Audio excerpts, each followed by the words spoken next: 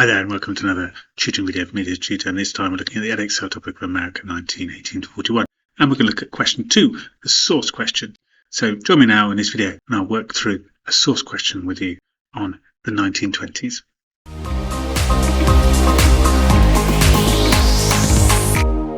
So by the end of this video you're going to have a good idea about how to question 2, how similar two sources question for the Edexcel iGCSE exam. We're going to look at two sources about America and life in the 1920s. We're going to develop a success criteria around how to produce the answer correctly, and then step by step we'll write an answer together.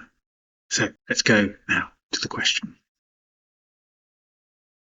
Okay, so here's the question. How far does source A support the evidence of source B about life in the USA during the 1920s? Explain your answer. We've got two sources here, and they both have ideas in them. They'll both be from slightly different perspectives, and we've got to try and find similarities and differences perhaps. I suppose that leads me on to my first activity really. In these videos I always like to think about what are the success criteria for the questions. This is the first time in this playlist we've looked at the question 2. Let's consider what skills do you think are needed to successfully achieve an answer here towards the 7 and 8 mark bracket. So think about the wording in the question.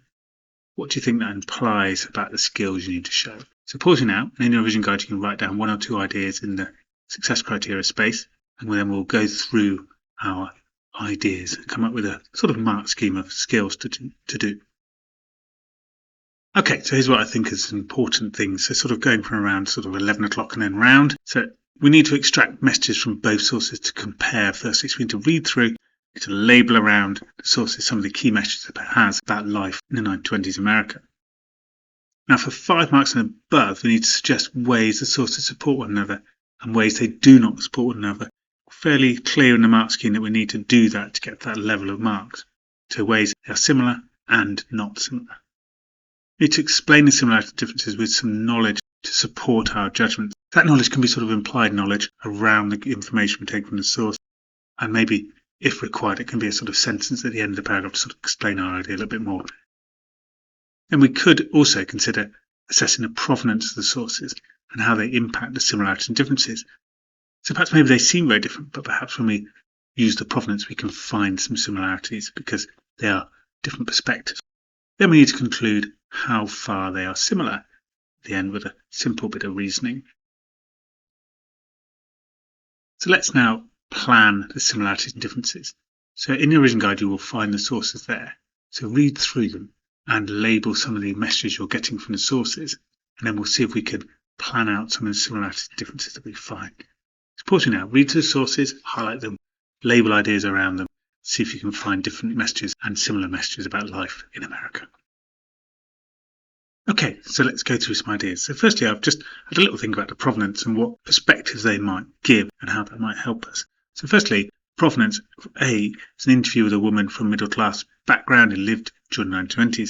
So this suggests with my knowledge it might be about home improvements and how consumer goods might help people in their homes, particularly middle class people who have a little bit of money and women who are benefiting from those consumer goods. So we might get that perspective in there. It might be an overly positive view perhaps. Whereas B is about the US economy. It's from a book about the US economy written in 1927, so at the time period. So again, it might be a celebration of the Roaring Twenties and how successful the economy has been without realising some of the groups of people who are really struggling perhaps. We might get some overly positive views from different angles, and that's before I've even read the information. I've sort of made those judgments. Then having read the information, we might pick out some of the ideas as follows. So in source A it says life for some people improved due to cheap goods in the home. Other people lost jobs due to the impact of mass production. So quite a balanced thought there by the person who's looking around 1920s America, seeing lots of different things. B says life for the average American is better than the rich elsewhere in the world. So a real celebration of the American economy, as Americans have many cheap consumer goods to use due to the great American economy. So let's think about how we might write up some of these ideas then. So I've got the question here in front of us, and I've got the information from source A and B here, and then a writing frame. So we still want to use our P paragraphs. We're going to make a point. Source A supports source B about life in USA 1920s to some extent or to a large extent because we might want to give an amount phrase, because we might want to say in one paragraph, yeah, they really support things, whereas in another paragraph, not quite so supportive, perhaps, and give that extent of support. Then going to give some evidence. For example, source A says this. A word like similarly is really good if you're going to say they're similar. Similarly, source B says this. Or you might say whereas source B says this if you're going to give a difference. So in the evidence section, try and talk about both sources with one of those comparison phrases. Then explain. Therefore, source A supports or source A does not support B about life in the 20s because, and explain with your understanding of the events. Now, if you think they are really supportive of each other, you've given an explanation of yes, they're very supportive, and you think they're really supportive, you could say in the link, furthermore, and give another idea about how they support one another. If you want to give some ways they support it and then say, oh, I'll give a little bit of balance here and say, however, it's not very supportive, you could do a however as well.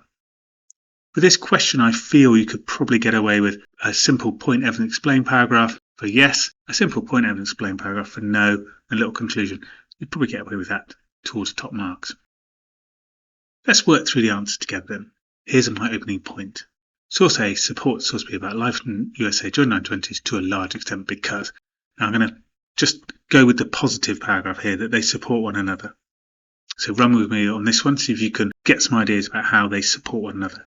So let's give a reason why they support each other. Is there an overarching argument here where they are supporting one another? So perhaps they both are suggesting some improvement in life. The economy is great. All right, maybe something like that. Pause it now and give your opening points. You can fill it in the revision guide or work on paper. So here's what I've said. Source A supports source B about life in the USA during the 20s to a large extent because they both suggest that life improved for some people, but not for others. So evidence. So, for example, source A says this. Similarly, source B says this. So can you find some ideas then? So list some evidence now about how life was good for some and not so good for others from both sources. Okay, so I've said, for example, source A presents the view of the middle-class woman who says their modest home improved. Similarly, source B states that the lifestyle of an average American was as good as the privileged class elsewhere in the world. So that sounds positive, but we're only talking about two social groups here. She's a middle-class woman, and B is talking about the lifestyle of the average American got better. So that might suggest that other groups don't do so well. So we can explain that now in our explain section. So therefore, source A supports B as. So now let's look to explain our idea. Maybe we can use a little bit of knowledge, a little bit of understanding as well.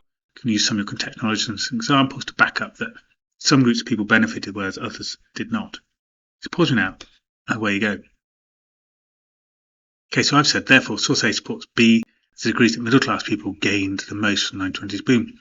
Mass reduction and higher purchase meant they were able to improve their lives significantly by buying cheap consumer goods.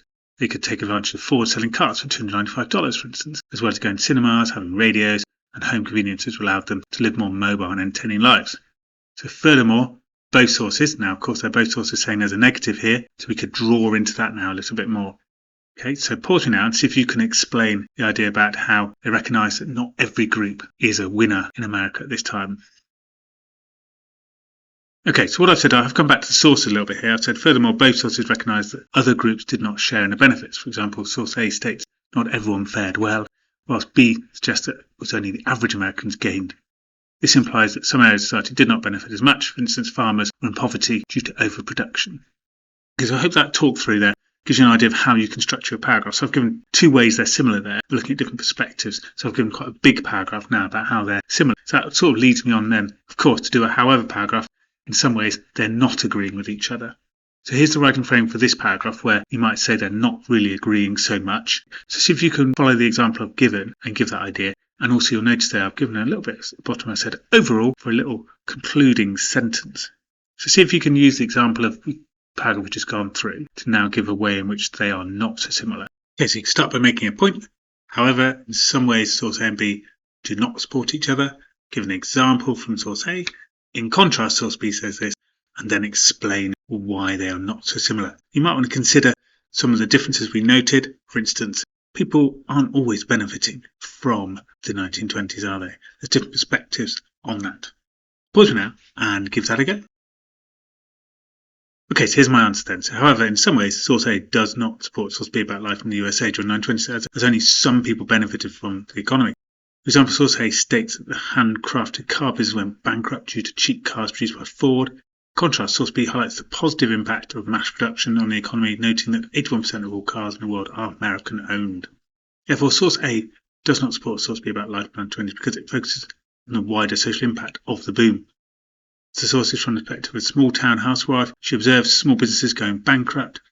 After the death of her husband, she begins to struggle financially as women could not earn as much money as men at this time. Meanwhile, source B discusses the economy in America and celebrates its success without acknowledging that some people lost out as big business developed. Furthermore, source A does agree with source A to some extent.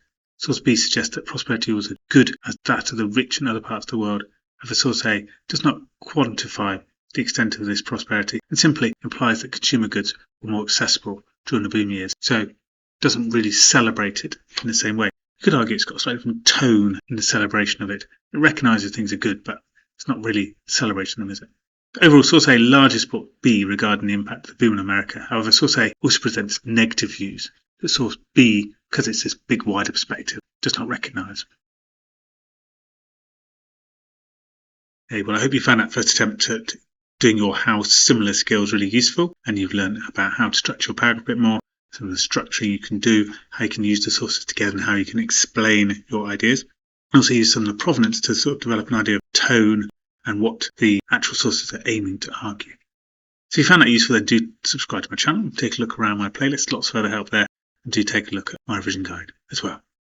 Hope to see you again soon. Bye bye for now.